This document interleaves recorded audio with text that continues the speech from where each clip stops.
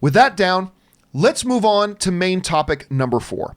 And our fourth and final main topic today gets submitted to us by Omar 94, who writes, with the coronavirus delaying several movies, will theaters lose money from lack of attendance? A Quiet Place 2, Fast 9, and No Time to Die are some of the most anticipated movies this year, not to mention Mulan and Antlers and New Mutants, but are now pushed back months up to a year. I feel this will cause a financial loss as audiences must wait longer for the movies they were interested in seeing. Thanks, and bring on the filthy. All right, thanks for sending that in, Omar. And I think one of the things that we have not been discussing, because we've been talking about how does this affect shooting schedules? How does this affect release schedules? How is this going to affect the studios? How might this affect the actors? We're just talking about some of the New Mutants actors who are waiting for this big project to come out to help their careers and things like that. One of the organizations we have not been talking about, one of the levels of all this that we have not been discussing is the movie theaters. It's the movie theaters. And it's a punch to the crotch on 2 different levels. Ball punch number 1 is the profile of the movies that are no longer coming out right now. Now listen, movie theaters right now, they show all types of movies, but what pays the bills are the big high-profile films. Those are what pay the bills for them. Movies like Fast 9, No Time to Die, Quiet Place, New Mutants, Mulan. It's these types of movies that movie theaters have been waiting to come out so they can hit their theaters, so they can fill their theaters up, sell lots of popcorn, sell lots of soda, pay everybody's salary, and keep the lights on in the place. All these films you see listed here have now been delayed. And the only one we really know when they are coming out, No Time to Die and Fast 9, those are months, a year away, almost a year away. Now, Quiet Place, Mulan, these are big projects. Big projects. Ball punch number 2. So the left nut has been sufficiently battered. Now let's move on to the right nut as it gets sufficiently battered. On top of all that, just the fact that on yesterday's John Campea Show, we did a poll for the question of the day asking, hey guys, how many of you are still going to the theater as normal? How many of you are going to go a little bit less right now? And how many of you are just not going to go to the theater until this whole health thing passes? A full 35% of you guys said that you are not going to the movie theaters anymore until this situation passes. On top of that 35%, another 30% said that we're going to still go, but we're going to go less. That's 65% of you are saying, at least on some level, your habit of going to the movie theaters is going to be impacted severely, moderately, but impacted one way or the other. So now you've got a movie theater industry that has these big high-profile projects that are not opening in their theaters when they thought they were. You also got over half of the movie-going audience saying, we're at least going to go less, maybe not at all, until this thing opens. What I think a lot of people forget about, is that movie theaters are not high-margin, profitable businesses. We may think they are. Believe me when I tell you, they are not.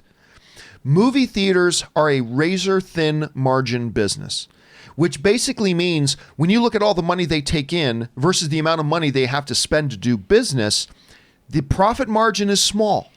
And you'd be forgiven for not realizing that, because a lot of times now it feels like palaces we walk into in some of these movie theaters.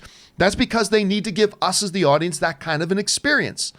Some feel like rat holes, but some feel like palaces and resorts and an amusement park of movies, right? But that costs a lot of money. And as somebody who used to work for the biggest movie theater chain in the world, I can tell you that their profit margin is small. It's small. Guys, I don't feel that it's hyperbole at all to say when you've got an operating business whose margins are already that small to begin with, and you get hit with the 1-2 punch of, number one, a big chunk of people aren't coming to the movie theaters right now at all. And on top of that, even the ones who do want to come to the theaters, these big movies aren't going to be there now. I don't believe it is hyperbole at all to say that this is catastrophic. This is catastrophic for the movie theaters. Absolutely. Now, understanding we're using the term catastrophic in the terms and in the context of talking about the movie industry. I understand a meteor hitting a school full of children. That's catastrophic. I get that. But we're talking about our little sphere here, okay? And within those terms, within that sphere, I don't believe it's hyperbole to say this is going to be catastrophic for them. You're going to see a lot of smaller theaters go out of business. I'm telling you right now, there are going to be smaller theaters that cannot pay their bills, that cannot cover their property taxes, that can't do the upkeep. You're going to see a lot of people in movie theaters losing their jobs. There are going to be layoffs because the money is not there. And this is going to hurt them. And I'm going to tell you what, when this whole situation gets under control, the negative effects of this situation are going to be felt by the movie theaters a hell of a lot longer. And it's going to be bad for these guys. It's going to be bad. And listen, it's going to be bad for a lot of people. It's going to be bad for a lot of people. You know, Ann and I were in a restaurant last night. No, sorry, it wasn't Ann and I. Our buddy Cliff and I were in a restaurant yesterday. Not nearly as many people in that restaurant as there was normally. So you know they're getting hurt. Yeah. You know, I think the only business that's going to boom right now is toilet paper manufacturing and delivery services, which is so weird. Which is going to, those industries are going to explode right now. But there's a lot of industries and a lot of hurt. But within our context, we're talking about the movie theaters. It's going to hurt them a lot. Rob, you look at the situation. Understandably, what we as fans see and talk about most prominently, of course, is the movies themselves that we see. But the underlying damage is being done by this whole situation.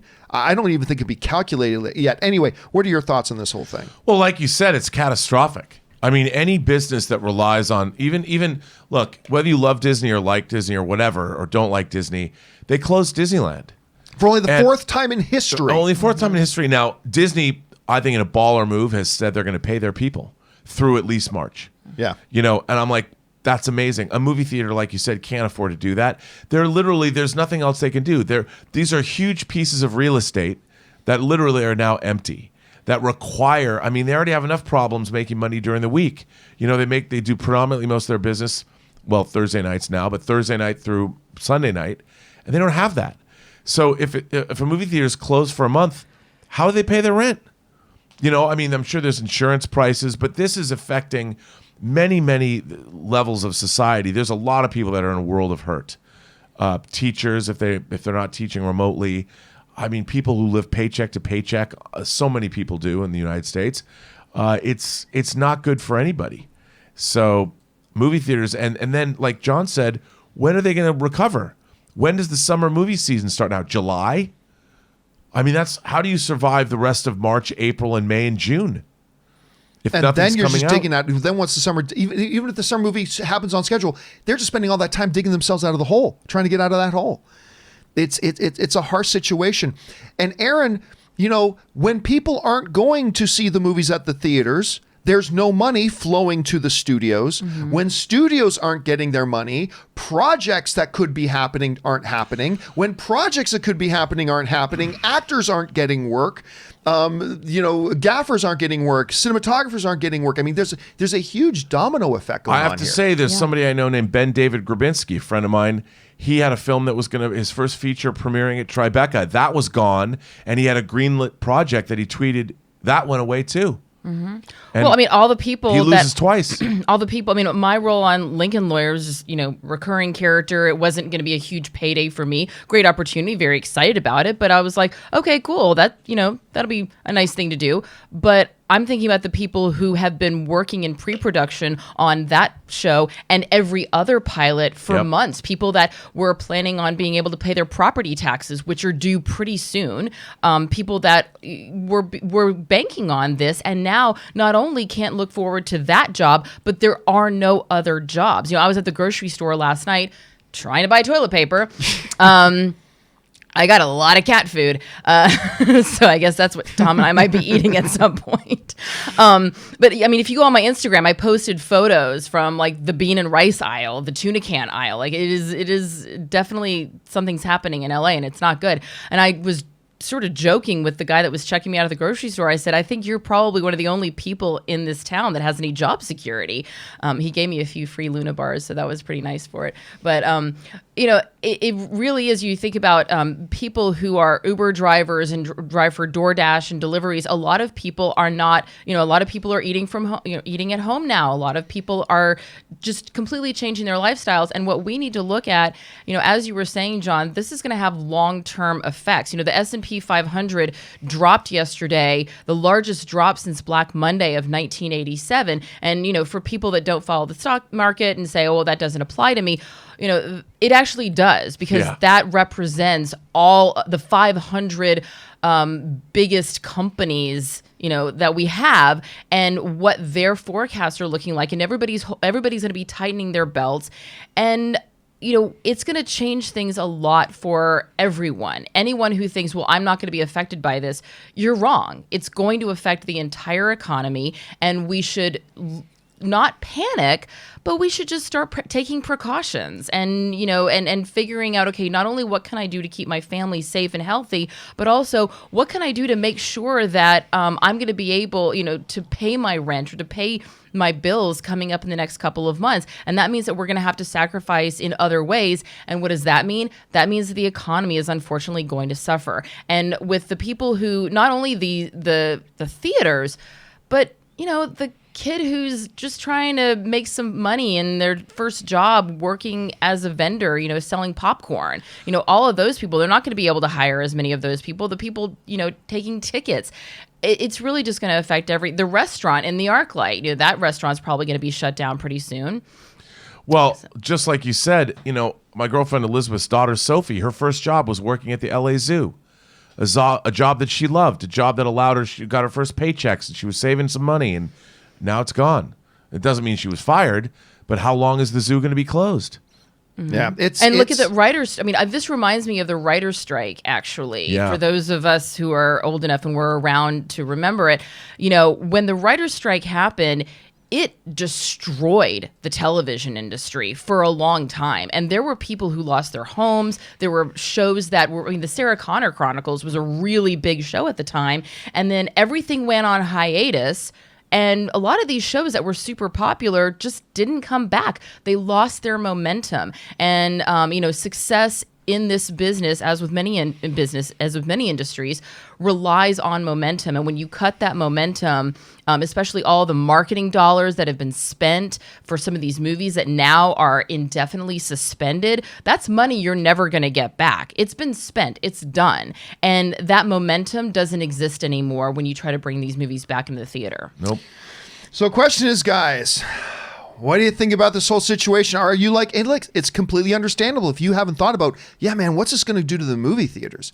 And what's this going to do for the chain of things there? It'd be totally understandable if you hadn't thought about that, because we are more concerned with the movies we're actually seeing. But now that you're thinking about it, what are your thoughts on it? Jump down into the comments section below and let us know your thoughts. All right, guys.